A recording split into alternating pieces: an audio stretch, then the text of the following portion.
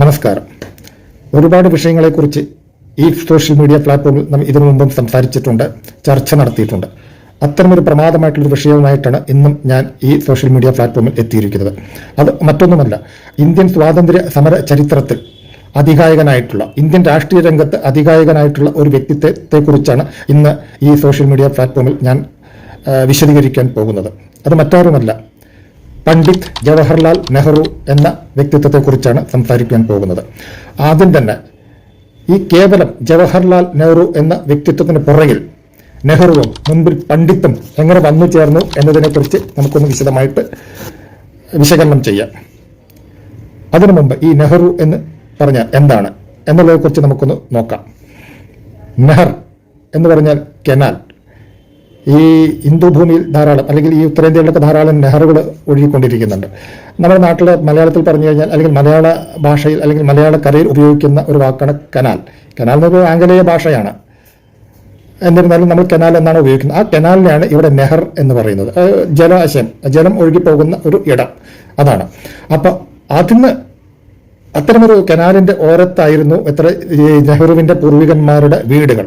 അന്നൊക്കെ സ്വാതന്ത്ര്യ സമരത്തിന് കൊടുമ്പിരിക്കൊണ്ടിരിക്കുന്ന സമയം, പലപ്പോഴും ഈ ബ്രിട്ടീഷ് പട്ടാളത്തിന്റെ ഒക്കെ ഒരു മേൽക്കോയ്മ ഉള്ള, അല്ലെങ്കിൽ അവരുടെയൊക്കെ കണ്ണുവെട്ടിച്ച് വേണം പല യോഗങ്ങളും അന്ന് ഈ സ്വാതന്ത്ര്യ സമര സേനാനികൾക്കൊക്കെ സംഘടിപ്പിക്കാൻ സാധിക്കുമായിരുന്നത്. പക്ഷെ അന്നത്തെ ആ കാലഘട്ടത്തിൽ അതൊക്കെ അസാധ്യമായിട്ടുള്ള കാര്യമായിരുന്നു. എന്നിരുന്നാലും സ്വാതന്ത്ര്യത്തിന് വേണ്ടി ദാഹിക്കുന്ന ഒരു ജനവിഭാഗമായിരുന്നു അന്ന് ഉള്ളത്.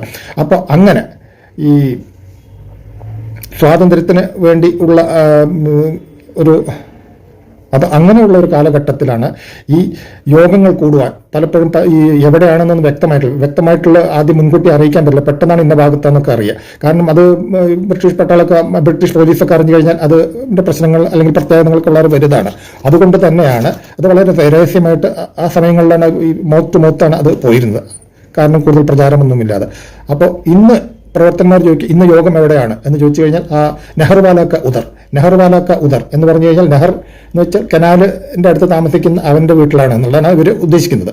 അപ്പോൾ ആ നെഹ്റുവാല പ്രയോഗമാണ് പിന്നീട് പിൽക്കാലത്ത് നെഹ്റു ആയി മാറിയത് എന്നാണ് ചരിത്രത്തിൽ പറയപ്പെടുന്നത്.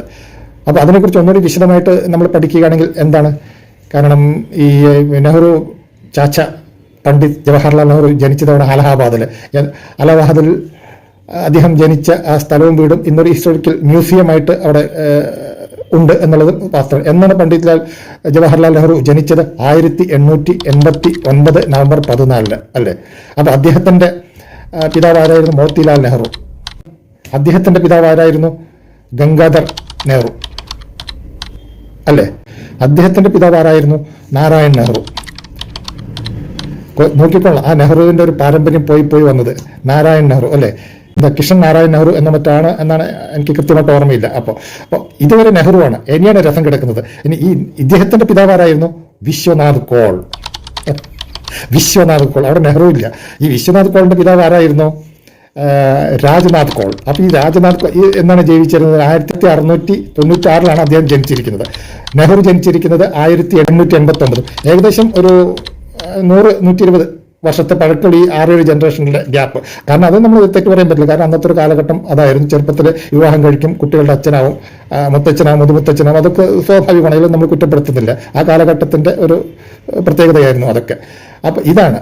അപ്പോൾ ഈ നാരായൺ നെഹ്റുവിൻ്റെ കാലം തൊട്ടാണ് ഈ നെഹ്റു ഇവരുടെ പേരിന് പുറകിൽ സ്ഥാപിക്കപ്പെട്ടത് എന്നുള്ളത് ചരിത്രത്തിൽ തന്നെ വ്യക്തമായിട്ട് മനസ്സിലാക്കാൻ നമുക്ക് സാധിക്കും. അതിനു മുമ്പ് വിശ്വനാഥ് കൗളായിരുന്നു. വിശ്വനാഥന്റെ അച്ഛൻ രാജ്നാഥ് കൗളായിരുന്നു. അപ്പോൾ ഈ കൗൾ മാറിയ നെഹ്റു പിന്നീടാണെന്നുള്ളത് നമുക്കിത് ഈ ചരിത്രത്തിൽ തന്നെ വ്യക്തമായിട്ട് ബോധ്യപ്പെടുന്നുണ്ട്. അത് ഏകദേശം 1795 കാലഘട്ടത്തിൽ, അതായത് വ്യക്തമാണല്ലോ ആ കാലഘട്ടങ്ങളിലൊക്കെ ആയിരുന്നതുകൊണ്ട് ഈ സ്വാതന്ത്ര്യ സമരത്തിനുള്ള പ്രാരംഭ നടപടികളൊക്കെ ഇന്ത്യൻ ജനത സ്വീകരിച്ചത്, അല്ലെങ്കിൽ അതിനുള്ള നേതൃത്വങ്ങളൊക്കെ ഇവിടെ ഉരുത്തിരിഞ്ഞു വന്നത്. അപ്പോൾ സ്വാഭാവികമായിട്ടും ഒരു സ്വാതന്ത്ര്യ സമര കുടുംബത്തിൽപ്പെട്ട ആൾ തന്നെ ആണ് ഈ ജവഹർലാൽ നെഹ്റു എന്നുള്ള യാതൊരു തർക്കവും സംശയവും ഒന്നുമില്ല. അപ്പം അദ്ദേഹത്തെ ഇതൊക്കെ നല്ലൊരു വലിയൊരു കുടുംബമാണ്, അറിയപ്പെടുന്ന കുടുംബവുമാണ്. എന്നാൽ ഇവരൊക്കെ എന്ന് വെച്ച് കഴിഞ്ഞാൽ ബ്രിട്ടീഷ് സേനയിൽ അംഗങ്ങളാണ്. ബ്രിട്ടീഷ് സർക്കാരിൽ പ്രധാനപ്പെട്ട ഉദ്യോഗസ്ഥന്മാരും ഒക്കെ ആയിരുന്നു എന്നുള്ളതാണ് മറ്റൊരു വസ്തുത. അപ്പോൾ ഈ ജവഹർലാൽ നെഹ്റു ഈ ഇന്ത്യക്ക് സ്വാതന്ത്ര്യം കിട്ടിയതിന് ശേഷം ജവഹർലാൽ നെഹ്റുവിനൊരു മാനക്കട. ജവഹർലാൽ നെഹ്റുവിൻ്റെ നമുക്കറിയാലോ, ഗാന്ധിജിയുടെ ഒരു പെപ്പറ്റാണ്. സ്വാതന്ത്ര്യാനന്തരം ഇന്ത്യയിൽ ആര് പ്രധാനമന്ത്രി ആവണം എന്ന് ഗാന്ധിജി ചോദിച്ചപ്പോൾ 16 പ്രവിശ്യ, ഗാന്ധിജി അടങ്ങുന്ന വല്ലഭായ് പട്ടേൽ അടങ്ങുന്ന 16 പ്രവിശ്യകളിൽ 13 വല്ലഭായ് പട്ടേലിനും ഒരാൾ മാത്രമാണ് ജവഹർലാൽ നെഹ്റുവിനെ പിന്തുണച്ചത് ഇന്ത്യൻ പ്രധാനമന്ത്രിമാവാൻ. അത് ജവഹർലാൽ നെഹ്റുവിൻ്റെ വോട്ട് തന്നെ ആയിരുന്നു എന്നുള്ളത് ചരിത്ര രേഖകൾ സാക്ഷ്യപ്പെടുത്തുന്നുണ്ട്. അപ്പോൾ ആ ജവഹർലാൽ നെഹ്റുവിനെ പിന്തുണച്ചത് ഏക വ്യക്തി നിഷ്പക്ഷമായി നിന്നിരുന്ന ഗാന്ധിജിയായിരുന്നു. പിന്നീട് പട്ടേലിനെ അനുനയിപ്പിച്ച് ജവഹർലാൽ നെഹ്റുവിനെ ഇന്ത്യൻ പ്രധാനമന്ത്രി ആക്കിയത്. അതോടുകൂടെ ഇന്ത്യയുടെ അധോഗതി തുടങ്ങിയെന്നുള്ള മറ്റൊരു കാര്യം. അതിനെക്കുറിച്ച് നമ്മളിപ്പോൾ വിശദീകരിക്കുന്നില്ല, വിശദമായിട്ട് ചർച്ചയ്ക്കും പോകുന്നില്ല. എന്നാൽ പിന്നീട് വന്ന നെഹ്റുവിന് അല്ലെങ്കിൽ ജവഹർലാൽ നെഹ്റുവിന് ഈ നെഹ്റു എന്നുള്ളതൊരു അപമാനമായി തോന്നുന്നത്. കാരണം കനാലിൻ്റെ ഓരത്ത് താമസിക്കുന്നവൻ എന്ന ഒരു ചരിത്രത്തിൽ ഇടം പിടിച്ചത് കൊണ്ട് തന്നെ ആ നെഹ്റു എങ്ങനെയെങ്കിലും ഒന്ന് തൻ്റെ പേരിൻ്റെ പിന്നിൽ നിന്ന് മാറ്റണം, ആ സർനെയിം ഒന്ന് മാറ്റണം എന്ന് ജവഹർലാൽ നെഹ്റു തീരുമാനിച്ചു. അപ്പോൾ അങ്ങനെ കുറച്ച് അറിവും വിവരം ഒക്കെ ഉണ്ട് എന്നുള്ളതാണ് വെക്കുന്നത്. നല്ല എഴുത്ത് ഉണ്ട്, നന്നായി പ്രസംഗിക്കാൻ അറിയാം, നല്ല ആംഗലേയ ഭാഷ കൈവശം ഉണ്ട്, കൈകാര്യം ചെയ്യാനും അറിയാം. അപ്പോൾ അങ്ങനെ ജവഹർലാൽ നെഹ്റു സ്വയം തീരുമാനിച്ചത് അതാണ് പണ്ഡിറ്റ്. അത് പേരിന് മുമ്പ് ഒരു പണ്ഡിറ്റ് ചേർക്കുക. അപ്പോൾ പണ്ഡിറ്റ് ജവഹർലാൽ നെഹ്റു ആയി മാറും എന്നാണ് അദ്ദേഹം ഉദ്ദേശിച്ചത്. പക്ഷേ കാലാന്തരത്തിൽ എന്തുപോയി, നെഹ്റു മാറിയതുമില്ല, പണ്ഡിറ്റ് കൂടെ കൂടും ചെയ്തു. അങ്ങനെ പണ്ഡിറ്റ് ജവഹർലാൽ നെഹ്റു ആയി എന്നുള്ളതാണ് ചരിത്രം പറയുന്നത്.